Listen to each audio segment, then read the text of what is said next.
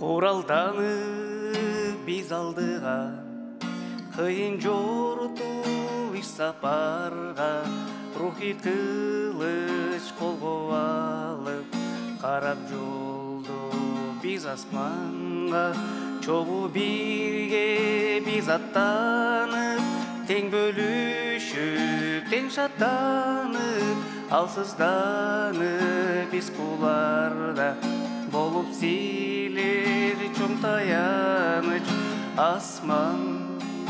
Асманга барабыз биз, асманга ыйыбыздын күнү бүтөт, жашыбызды аршытыйса. Асманга барабыз биз, асманга ыйыбыздын күнү бүтөт, жашыбызды аршытыйса. Жеңиш бизде бул майданда, жеңилбейбиз биз шайтанга. Анын оттуу жебелерин тосуп салып биз калканга, сыйыналы такай бизда жеңиш болсун. Бир ыйсада өмүр суусун, балоо менен таяналы бир Кудайга.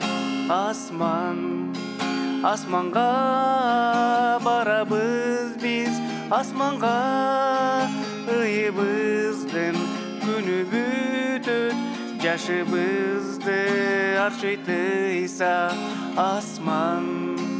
Асманга барабыз биз, асманга ыйыбыздын күнү бүтөт, жашыбызды аршытыйса.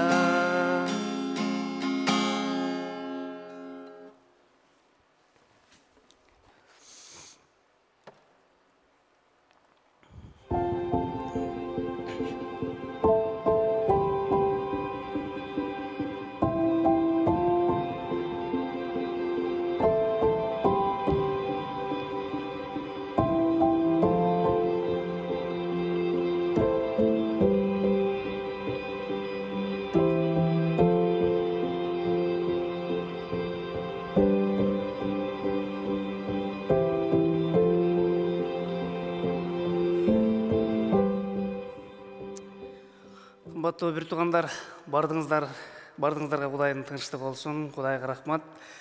Дагы бир жума бою Кудай бизге ырайым кылып келди. Бирок биз дайыма Ыйса Теңирдин ырайым сааттарына, ырайымына, анын мээримине чулганганбыз. Анткени Ыйса Теңир ушундай убакыттарды создуктуруп жатканынын себеби бар. Көпчүлүк адамдар ойлошу мүмкүн, силер дайыма Ыйса тууралуу ал жакында келет, жакында акыры заман болот, Ыйса өзүнүн жыйынын алып кетет же адамдарды соттош үчүн келет деп айтасыңар. Бирок ал кайда? Айтканына 2000 жыл болду, бирок өзү дегеле жок.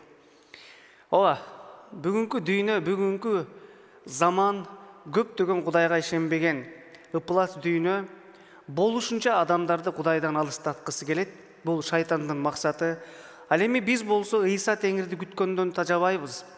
Ыйса Теңирдин доорундагы машаякчылар, элчилер Ыйса Теңирди бүгүн келет деген ишеним менен жашагандай эле, биз дагы Ыйса Теңирди бүгүн келет деген ишеним менен ар бир адамды адегенде өзүбүз даяр болуп, жана ар бир адамды даярдоого биз ошондой салым кошобуз, аракет кылабыз. Биз адаттагыдай ыйык жазуудан, Кудайдын сөздөрүнөн окуп, ой жүгүртүп, жашообузга керек болгон сабактарды алабыз. Адегенде ыйык жазуудан мен окуп бергим келет. 31-ci Забур. 31-ci Забур болгону 11 аяттан турат. Мен ошондон окуп берейин, анан андан ары дагы оюбузду улантабыз. 31-ci Забур. Дөөттүн үйрөтүсү. Мыйзамсыз иштери кечирилип, күнөөлөрү жабылган адам бактылуу. Күнөөсүн Теңир мойнуна салбаган, жана куулугу жок адам бактылуу. Мен унчукпай койгондуктан ар күнү кыйнала берип, денем алсырап калды. Анткени менин үстүмдөгү колун күндүр-түндүр кыйнады. коргакчыл убагындагыдай өңү түстөн кеттим. Бирок мен сага күнөөмдү ачык айттым. Айыбымды жашырган жокмун. Кылмыштарымды мойнума алып, Теңирге ачык айтайын дедим. Ошондо сен мени күнөөмдүн айыптоосунан куткардың. Ошон үчүн ар бир адил адам өз убагында сага сыйынсын. Ошондо ага суулардын ташкыны жетпейт. Сен менин башпаанегимсиң. Сен мени кайгыдан сактайсың. Куткарылуу кубанычына бөлөйсүң. Сени акылга келтирем. Кайсы жол менен жүрүшүң керек болсо, ошол жолго салам. Сени башкарып жүрөм. Менин көзүм сенин үстүңдө. Баш ийдириш үчүн жүгөн, ооздук сала турган аттай, акылсыз качырдай болбогула. Кудай сизга көп кайгы, ал эми Теңирге таянганды ырайым курчап турат. Адил адамдар Теңир менен кубангыла, көңүлүңөрдү ачкыла, жүрөгү тазалар, шаттангыла. Кымбаттуу бир туугандар, мынакей биз окуган ыйык жазуудан ушундай бир учурда жашап өткөн падыша Дөөттүн, пайгамбар Дөөттүн сөздөрүн окудук. Дөөт деген бул пайгамбар жана Ысрайыл элинин падышаларынын эң алгачкылары болгон, ал еврей болгон. Кимдир бирөөлөр Дөөт, кимдир бирөөлөр Давыт деп аны таанышат. Эл журтубузга белгилүү ысымдардын бири. Ыйык жазууда мен дагы бүгүнкү сүйлөй турган темабызды күнөөсү кечирилген адам бактылуу, же болбосо күнөөлөрү кечирилген адам бактылуу. Эмесе ушул тууралуу кыскача кичине ой жүгүртөлү. Ар бир адам күнөөкөр болуп эсептелинет. Ошондой эле күнөөкөр болуп туулат. Ошол күнөөкөр адам кичинекей ымыркай чоңоюп жетилет. Эгерде ошол кичинекей ымыркай ошо жаш чагында Кудайды таанып, анын ата-энеси ошол кичинекей бөбөктүн чоңоюп өстүрүп, анан Кудайга келүүсүнө жакшы өбөлгө түшсө, анда бул жакшы көрсөткүч. Бирок Ыйсага ишенмейин, Ыйсаны кабыл алмайын, жана Ыйса Кудайдын уулу экенине ишенмейин, анын куткаруучу экенине, жана бүткүл Ыйса тууралуу чындыктарга ишенбейин, ар бир адам куткарылбайт. Эрезеге жеткен акыл эстик адам, ал адам куткарылышы мүмкүн эмес. Бир гана Ыйса аркылуу башка жол жок. Бул окуя болсо бир учурда Дөөт мен айтып берейин. 2 Шемуэль китебинде жазылган окуя 11-бөлүмдө. Мына ошол жакта Дөөт бош убактысын ал бир аялга азгырып кетет дагы, ал аял бирөөнүн аялы болот. Ошону куулук менен абдан жакшы же ушунчалык бир дыккат жакшы пландап туруп, анан аны жашыруун түрдө алып келип, аны менен ойноштук атат. Болбосо ошол аялдын күйөөсү бар болчу. Дөөткө эмне жеткен эмес. Ошол учурда Дөөттүн колунда бардыгы бар болчу. Күңдөрү, аялдары, бала бакырасы, бийлик, мансап, атактан бардыгы бар болчу. Кудай аны бардык жагынан батасын берген эле. Бирок бир күнү ал өзүнүн бош убактысын ал ошол аялга, ошол жерде жуунуп жаткан аялга анан көз артып, анан аны менен күнөөгө атат. Ошондо Дөөттүн жашоосундагы эң кетирген каталарынын бири эле. Кудай Теңир ушунчалык капаланып, бирок ошол эле учурда ошол өзүнө таянган, өзүнө ишенимдүү болгон адамдын жыгылганын көргөндө Кудай Теңир аны таштап кетип калган эмес, ага өзүнүн пайгамбарын жиберген. Мына ошол күнөөсүн эми ушул 31-забурда кантип кечирим алып калгандыгын, Кудай аны кантип кечиргендигин, ошондой абалдан, кыйын абалдан кантип Кудай Теңир аны куткарып чыккандыгын ушул жерде жазып жатат. Ал алгач мындай деп жатат: мен унчукпай койгондуктан 3-аятта ар күнү кыйнала берип денем алсырап калды. Көрсө, качан Дөөт ал ошол ишти жасагандан кийин ошол ишти баш оту менен жок кылгысы келди. Башкача айтканда изин сууткусу келди. Ошол окуя тууралуу, кылган иши тууралуу эч ким билбестигин каалады. Жашырып коюуну каалады. Бирок анын төбөсүндө турган Кудайдын бар экендигин ошол заматта ал унутуп калды. Качан дөөттү ашкерлегенден кийин Натан деген пайгамбар келип, өзүнүн кулун Кудай Теңир ошол пайгамбар аркылуу акырын назиктик менен сүйүү менен ашкерлейт. Ал түшүнгүчө. Бирок ага чейин ал айтпай койгон болчу. Менин жашоомдо айтпай койгон күнөөлөр болушу мүмкүнбү? Ар бир адамдын жүрөгүндө жашырып койгон нерселер бар. Ал жашырып койгон нерселерге жанында бирге жаткан аялы дагы, ошол жанында жүргөн достор да билиши мүмкүн эмес. Ал бир Кудайга жана өзүнө гана таандык иштери бар. Биз дагы жашырып коебуз. Кымбаттуу достор, Кудай Теңир ыйык жазбай айтылат. Ал жазат. Ачыкка чыкпай койгон бир дагы иш болбойт. Жашырылып калган бир дагы иш болбойт. Баардыгы ачыкка чыгат дейт. Демек бүгүнкү күндө мүмкүнчүлүгүбүз бар. Мен да тооба кылгым келет. Мен да көз карашым менен, оюм менен туура эмес карап, же туура эмес сүйлөп, бирөөнү жемелеп алышы мүмкүн. Тооба кылуудан биз тартынбашыбыз керек. Мына ыйык жазуу чуу дегенде эле бизди тооба кылууга чакырып, кандай кадамдар ташташ керек экендигин ал үйрөтүп жатат. 31-забыл бул ыр түрүндө жазылган. Кантип кечирим алгандыгын, эмне күнөө кылгандыгын дөөт көрсө, келечектеги муунду көрө билгенсип, Кудайдын рухунун жетеги менен жазып калтырган экен. Эмне үчүн? Анткени келечектеги муундун адамдар дагы дөөт өткөн жол менен, дөөт чалынган чалынуу менен келечектеги муун кайсы улут дебестен, еврей, кыргыз, орус дебестен баардыгы ошол күнөөгө чалынаарын ал билген экен. Анткени ыйык рухка качып берген. Демек бүгүнкү күндө биздин жашообузда дагы бул маанилүү. Демек ал качан күнөө жасаган мезгилде ал жашырып коюуну каалады. Андан кийин мындай дейт: мен жашыргандан кийин эле баардыгы тынчып, баардыгы укмуштуудай болуп калган жок. 4-аятта мындай дейт: анткени менин үстүмдөгү колуң, Кудайдын колу, күндүр-түндүр кыйнады. Кургакчыл убагындай өңү түстөн кеттим. Бирок мен сага күнөөмдү ачык айттым, айыбымды жашырган жокмун. Кылмыштарымды мойнума алып, Теңирге ачык айтайын дедим. Көрсө, дөөт күнөө кетиргенден кийин, ошол Кудайдын адамы күнөө кетиргенден кийин дагы ал жанына тынчтык ала албайт экен. Эгерде ким Кудайга ишенем десе, чыныгы машаякчымын десе, эгерде ал чындап эле жогорудан төрөлсө, анда биз кемчилик кетирип, бир күнөөгө туура эмес иш жасап алган учурда сөзсүз түрдө жүрөгүбүздө тынчтык кетет. Бул бир гана ишенимдеги Кудайдан алыс болбогон, Кудайга жакын адамдардын жүрөгүндө ошондой болот. Эгерде Кудайдан адам алыс болсо, эгерде адам Кудайды тааныбаса, анда мындай ашкерелөө, мындай нерсе анын жашоосунда болуп өтпөйт. Кымбаттуу достор, биз бир чындыкты эске алышыбыз керек. Качан мен күнөө кетирген учурда менин жүрөгүмдө ашкерлеген ыйык рух барбы? Жүрөгүмдү черткилейби? Эгерде жүрөгүмдү черткилеп, күнөө кылгандан кийин, туура эмес иш жасагандан кийин мен тура албай жатсам, анда Кудай чакырып жатат.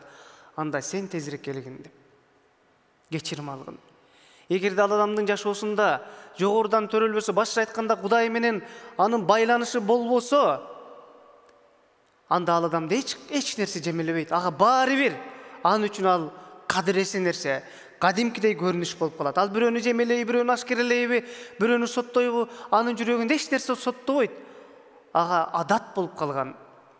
Эгерде менин жашоомдо Кудай менен чыныгы байланышым болсо, мен туура эмес ишти кылып жатканда жүрөгүмдө бир нерсе тынчтык жок болуп жатса, анда Кудай Теңир чакырып жатат. Мына дөөттүн жашоосунда Кудай Теңир чакырган экен. Дөөттү Кудай Теңир таштап койгон жок. Кудай Теңир ар бир өзүнүн ошондой пендесине жакшыбы жаманбы ошондой кырдаалдарда ал жүрөгүн черткилеп, ошол абалдан чыгаргысы келет. Демек, Кудай Теңир өзүнүн ишенген уул кыздарын таштап койбойт. Сөзсүз түрдө туура эмес ошол жолдон кайтууга Кудай Теңир өзү жардам берет. Ал черткилейт. 6-аятта ошон үчүн ар бир адил адам өз убагында сага сыйынсын, ошондо ага суулардын ташкыны жетпейт. Эгерде мага кечирим алууга чоң мүмкүнчүлүк берилип турганда, кечирим алууга, Кудай менен элдешүүгө жакшы шарт түзүлүп турганда, ошол учурдан пайдаланып Кудайдын алдына келип калбасам, анда балким кийинчерээк мен создуктуруп жүрө берсем, айдан же күндөн жумалап, айлап, жылдап кете бере турган болсо, анда менин жашоомдо жарака пайда болот. Менин жашоомдо Кудай менен менин ортомдогу байланыш үзүлө баштайт. Анткени Кудайдын канчалык эскертүүсүнө карабастан, мен өжөрлүк менен мен андан качып жатам. Анын айтканына тилимди албай жатам, анын тилин албай жатам, мен анын буйругуна баш ийбей жатам. А Кудай бизди куткаргысы келет, а менде ал нерсе талпынуу жок. Ошон үчүн ар бир адил адам Кудайдан корккон адам өз учурунда күнөө кылдыкпы кечтетпестен, көгөртпөстөн, ал дат басып кеткичекти күтүп жүрө бербестен, өз учурунда Кудайга келип жалынып кечирим алып калган жакшы экен. Балким мен бирөө менен урушуп кеткендирмин. Эгерде мен ошол урушуп кеткен адам менен биринчиден Кудай ашкерлейт, ошол жакының менен элдештейт. Бирок мен создуктуруп жүрө берсем, анда биринчиден биз Кудай алдында күнөөкөр болобуз. Экинчиден аны менен болгон мамилем ого бетер, убакыт өткөн сайын ого бетер курчуп, ал өзүнүн туура эмес, жаман таасирин бизге тийгизет. Бул Кудайга дагы жакпайт. Бул жыйынга дагы жакшы жемишин бербейт. Анткени мен ишенген адаммын. Ишенген адамдын жашоосунда андай көрүнүштөр болбошу керек. Андан ары Кудай Теңирди ал дөөт болсо рухтун жетеги менен сен менин баш баанегимсиң, сен мени кайгыдан сактайсың, куткарылуу кубанычына бөлөйсүң. Сени акылга келтирем, кайсы жол менен жүрүшүң керек болсо ошол жолго салам, сени башкарып жүрөм, менин көзүм сенин үстүндө. Анан Кудай Теңирди ушунчалык анын сапатына баа берип, ал ушунчалык өзүнүн пендесинин, адамынын, Кудайга таянган адамынын үстүндө Кудай Теңир дайыма батасын берерин, аны сактап жүрөрүн дөөт баса белгилеп жатат. 9-аятта баш ийдириш үчүн жүгөн, ооздук сала турган аттай акылсыз качырдай болбогула дейт. Кудай Теңир көптөгөн адамдарды бир эскертүү менен өзүнө кайра буруп алып келиши мүмкүн. Эгерде мен күнөө жасасам, Кудай Теңир менин жүрөгүмдү черткелеп, ошол эле күнү мен тооба кылып Кудай менен элдешим мүмкүн. Бул Кудайдын жетеги, бул Кудайдын күчү, бул Кудайдын каалоосу болду. Бирок көпчүлүк бүгүнкү күндүн муундагы адамдар, жада калса ишенгендер бизге качан гана Кудай Теңир жазалоо менен, катуу күч колдонуу менен өзүнө кайтып алып келмейинче, ошол адамдар өжөрлүк менен, тоң моюндук менен узартып, убакыт созуп жүрө бериши мүмкүн. Ошондуктан ушул жерде салыштырып жатат. Качан ошол атты башкарыш үчүн аны жалынан кармап, моюнан кармап башкара албайсың.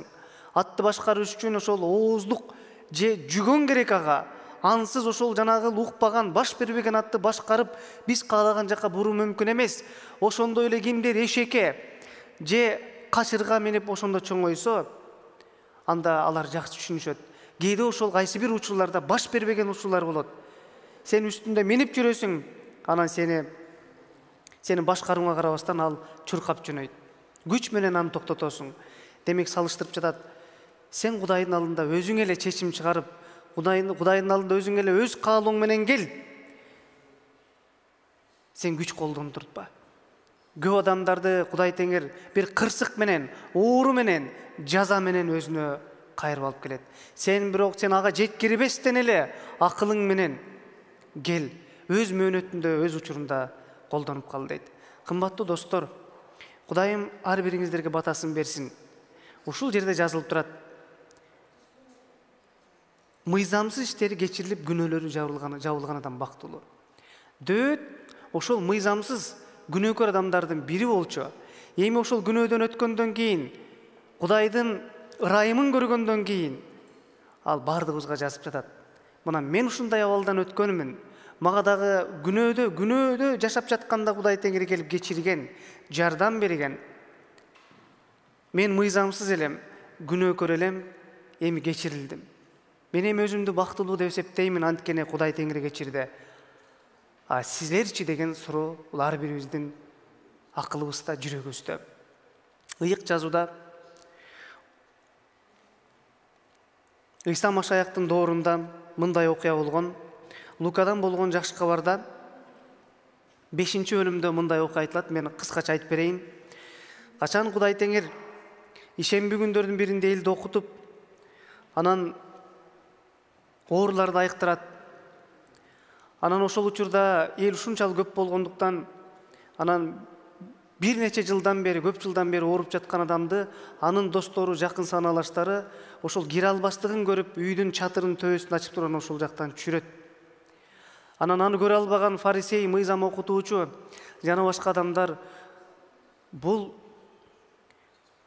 инсанды Белзебулдун күчү менен, же болбосо ошондой бир шайтандын күчү менен чыгарып жатат, айыктырып жатат деген да сөздү айтты эле.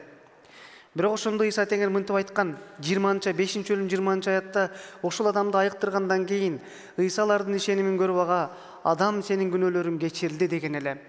Ошондо көптөгөн адамдар таң калып, күнөөлөрдү кечире ала турган бир гана Кудай, бул ким деген инсан?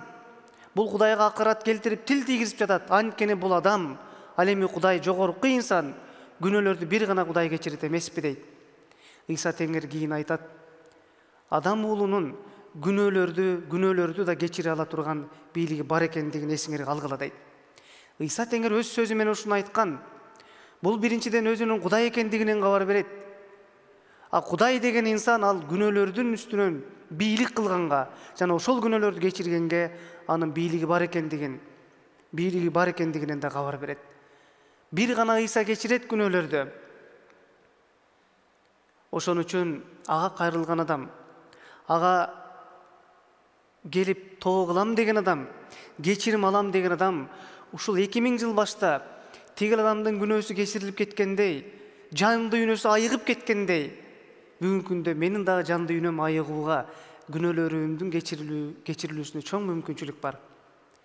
Азыр эле кабыл алууга Ыйсаны, азыр эле ишенип тоо кылганга жана ошол замат күнөөлөрүбүздү кечирүүгө чоң мүмкүнчүлүк бар. Кудайым ар бириңиздерге батасын берсин. Амин.